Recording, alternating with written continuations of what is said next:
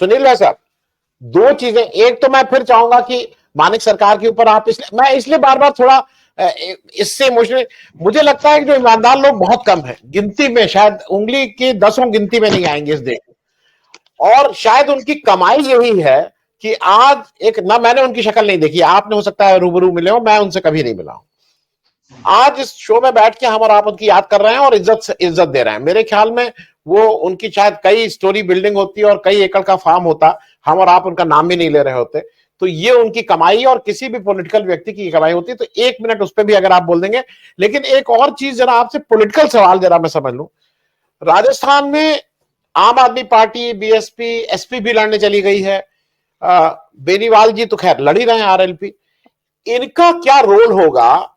और post election ये लोगों का कुछ बार्गेनिंग पावर, अगर कहें, बार्गेनिंग पावर कहना बहुत अच्छा शब्द नहीं होता है, पॉलिटिकल उसमें बार्गेनिंग नहीं बोलना चाहिए, लेकिन फिर भी इन दोनों इन पार्टियों का रोल, ये जो छोटी पार्टी है। और उससे पहले एक मानिक सरकार पे जरा 1-2 मिनट आप और बता देंगे दर्शकों को, तो मुझे लगता है कि हम लोग अपना जो हम लोगों का धर्म है या हम लोगों का जो कर्तव्य है, जो हम लोग की जिम्मेदारी है, वो भी शायद हम लोग कुछ कुछ पूरी कर पाएंगे। सुनील जी। आनंद जी, आपको याद होगा 2018 में, संभवतः 2018 में एनडीटीवी ने एक सर्वे किया था और मानिक सरकार को देश का सबसे गरीब मुख्यमंत्री कहा था और उनके बचत खाते में 2000 रुपए पाए गए थे और उनके पास कोई खाता नहीं है।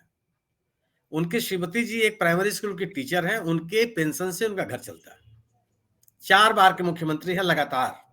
1998 में वो पहली बार मुख्यमंत्री बने थे और लगातार 4 बार मुख्यमंत्री रहे। वामपंथी लेफ्ट फ्रंट के वो मुख्यमंत्री रहे हैं। और अगरतला में लोग बताते हैं कि उनको सड़क पर चलते हुए लोग देख लेते थे। मैं उनसे मुझे एक बार उनसे मिलने का मौका मिला है, वो भी पार्लियामेंट के परिसर में। एकदम मुझे कोई कह नहीं सकता था कि इस राज्य के मुख्यमंत्री हो। कोई कह सकता है कि अगर त्रिपुरा एक छोटा सा राज्य है लेकिन महत्वपूर्ण राज्य है और मुख्यमंत्री तो मुख्यमंत्री होता है। बावजूद इसके वो सिंप्लिसिटी और जनता के प्रति उनका लगाव और प्रो पीपल अप्रोच, जो सत्ता से बाहर होना, वही एक लोगों की फटीक हो जाती है बहुत दिन तक देखते देखते देखते, और वामपंथियों की अपनी राजनीति।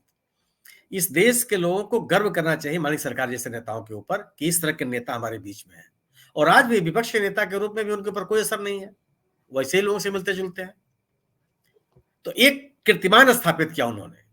और जो लोग कहते हैं वामपंथी विचारधारा को उन्होंने किताबों में पढ़ा नहीं है, उस विचारधारा को उन्होंने जिया है, उसको जीते हैं। जो जिस विचारधारा के अनुयायी है या जिसके प्रशंसक है या जिस रास्ते पर चलने का उन्होंने प्रयास किया। 4 बार किसी राज्य का मुख्यमंत्री होना कोई हंसी खेल नहीं होता।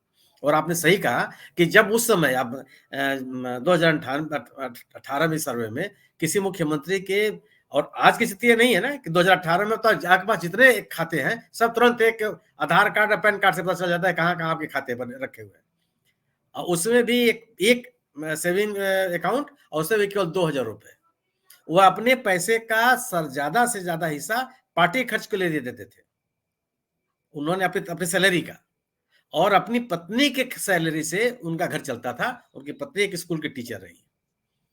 बस में चलते हुए, रिक्शे पे चलते हुए उनकी पत्नी को पूरा शहर देखा है, आज भी देखता है। इतने सिंपल लोग हैं, कोई डर भय नहीं है, कोई सुरक्षा नहीं, कोई पायलट कार नहीं, कोई वार्निंग कार नहीं, कहीं कुछ नहीं, अकेले चले जा रहे हैं। ये होता है जन विश्वास कायम करके राजनीति करने वाले लोगों की।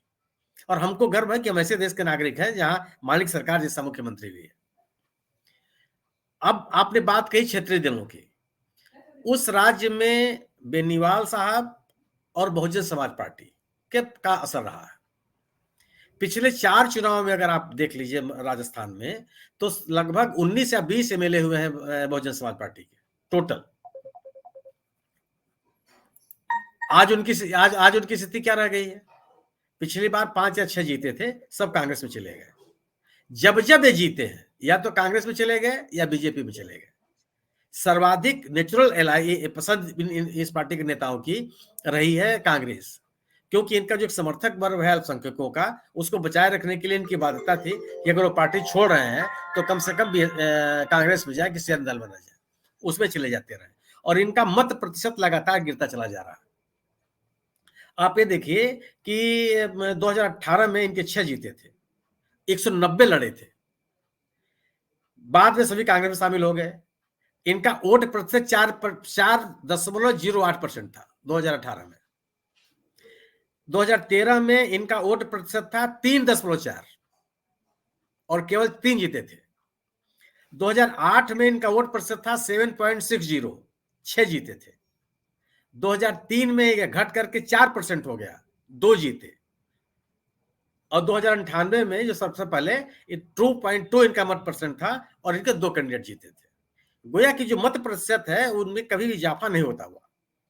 वजह क्या थी कि लीडरशिप पनपने नहीं दिया बीजेपी ने कभी अपना, अरे बीएसपी ने। और उनके लोग जो लोग थे, मैंने कांग्रेस और बीजेपी के संतुष्ट लोग जाकर के बीएसपी से चुनाव लड़ जाते थे और किसी न किसी पार्टी में शामिल हो जाते रहे। बेनीवाल साहब ने एक अपनी स्थिति जरूर वहां मजबूत की, एक अलग पार्टी बना करके और लोगों के बीच में गए। उनका एक असर है, मैं मान सकता हूं, लेकिन राज्यव्यापी असर है ऐसा नहीं है। दूसरी चीज कि जाटों में, गुजरों में जो पैठ बनाई है कांग्रेस ने, उसकी स्थिति आप सोच लीजिए कि पिछले विधानसभा के चुनाव में, मैंने पूर्वी राजस्थान जहां पे जाटों का बहुत बड़ा असर है, उसमें 39 में से 35 सीटें कांग्रेस ने जीती थी।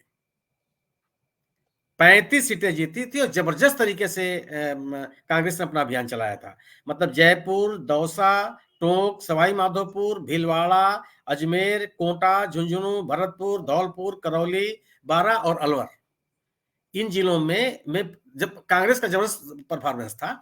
और लगभग हर चुनाव में, मैंने 2003 में संभवतः जब वसुंधरा राजे चुनाव जीती थी, सत्ता में आई थी और कांग्रेस का बहुत बुरी तरह से पराजय हुई थी, उसी दौर में एक समय आया था जब इन जिलों में, जो गुजर बहुत इलाके माने जाते हैं, जहां पे भी कांग्रेस की स्थिति थोड़ी कमजोर हुई थी।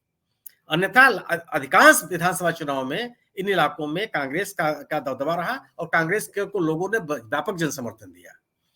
समाजवादी पार्टी का कोई असर नहीं है। आरएलडी के साथ कांग्रेस अपना एक सीट उनको दी है, पिछले चुनाव भी उनको एक सीट दी थी, उनको मंत्री भी उन्होंने बनाया था। आम आदमी पार्टी का कोई संगठन नहीं है और आप अगर आप देख लीजिए तो आम आदमी पार्टी का प्रचार भी इस समय नहीं हो रहा है वहां। मतलब जो जिस तरीके से अरविंद केजरीवाल ने मध्य प्रदेश से प्रचार किया, वह प्रचार अभियान उनका राजस्थान में नहीं चला। तो हाँ, ये नुकसान करेगी भारतीय जनता पार्टी को जेजेपी जो हरियाणा में इनके साथ सरकार में है, वह इनके साथ उससे गठबंधन नहीं किया और वह 22 सीटों पर चुनाव लड़ रही है। लेकिन वह जो जाटों में उनका असर रहा है, वह कांग्रेस के लोगों को नहीं लगी, क्योंकि जाटों में नाराजगी बहुत है इस समय समाजवादी पार्टी बीजेपी के साथ। और बीजेपी और जेजेपी के गठबंधन के नाते जेजेपी के साथ जो गैर भाजपा जाट है उसको जाने में सुविधा है, वो जाएगा नहीं। इसके अलावा निश्चित रूप से बैंसला साहब के लड़के को चुनाव लड़ा करके कांग्रेस ने कोशिश की है अपने साथ गुजरों को भी साथ लाने की और अन्य जाट नेताओं को भी आगे लाए हैं, लेकिन कांग्रेस के पास एक लीडरशिप पहले से है, स्थानीय लीडरशिप है। और बीजेपी ने जिस तरीके से अपने स्थानीय नेताओं को नेग्लेक्ट किया है, उसको बहुत बड़ा नुकसान है, क्योंकि स्थानीय नेता अपना कनेक्ट नहीं डेवलप कर पा रहा है, उनका वर्कर एक कनेक्ट नहीं डेवलप कर पा रहा है। जबकि कांग्रेस ने अपने स्थानीय नेताओं को आगे करके वह जो स्थानीय स्तर पर जन समर्थन की बात होती है उसको पुख्ता करने की कोशिश की है। मेरा अपना मानना है कि 2 ध्रुवीय चुनाव है वहां। कुछ जगहों पर बेनीवाल साहब का असर है, बेनीवाल साहब स्थानीय नेता है और वो लगातार सक्रिय रहे हैं राजस्थान में, लेकिन एक पॉकेट है, उस इलाके में ही उनका असर पड़ेगा।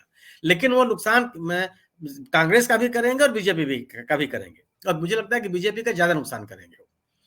मेरा मानना यह है कि ज्यादा मतदाता है वह तो या तो कांग्रेस के साथ है या वो बीजेपी के साथ है। और गवर्नेंस के मुद्दे पर कांग्रेस ने जो अपनी विश्वसनीयता कायम की है, उससे यह कम मैंने आशंका है कि कांग्रेस का समर्थक उसको छोड़ के जा पाएगा। एंटी इनकम्बेंसी मुख्यमंत्री को लेकर कोई नहीं है। मुख्यमंत्री अशोक गहलोत आज भी सर्वाधिक पॉपुलर नेता है। एक चुनौती हो सकती थी वसुंधरा राजे के आने से, लेकिन वसुंधरा राजे जी के न सक्रिय होने के नाते या उनको उतना तरजीह न देने के कारण भारतीय जनता पार्टी को लाभ नहीं मिल पाता दिखता है जो उनके मौजूदगी से मिलता। अगर आप एक कहते हैं ना कि आप अपने उम्मीदवार को मत देखिए, कमल के फूल को देखिए, आप अपने उम्मीदवार को मत देखिए, हाथ के पंजे को देखिए, ये प्रचार अभियान काम नहीं करता, क्योंकि स्थानीय आदमी अपने उम्मीदवार को, अपने नेता को, अपने विधायक को जानना चाहता है। और यह जो एक यूटोपियन प्रचार शैली है, मुझे लगता है कि वो बहुत कारगर होगी नहीं।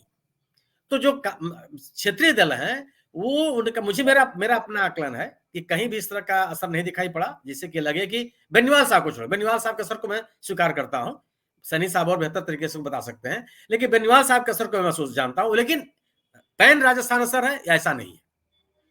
और उनके भी मतदाताओं में उनके जाट मतदाताओं में वह जो कांग्रेस का मतदाता है उसमें उससे नहीं लगा पाया, क्योंकि जो नाराजगी बीजेपी के साथ है, कांग्रेस इन नेताओं को भी ये है कि बीजेपी को नहीं जीतना, जो इसके साथ है कि बीजेपी को इसके साथ हम नहीं जाएंगे।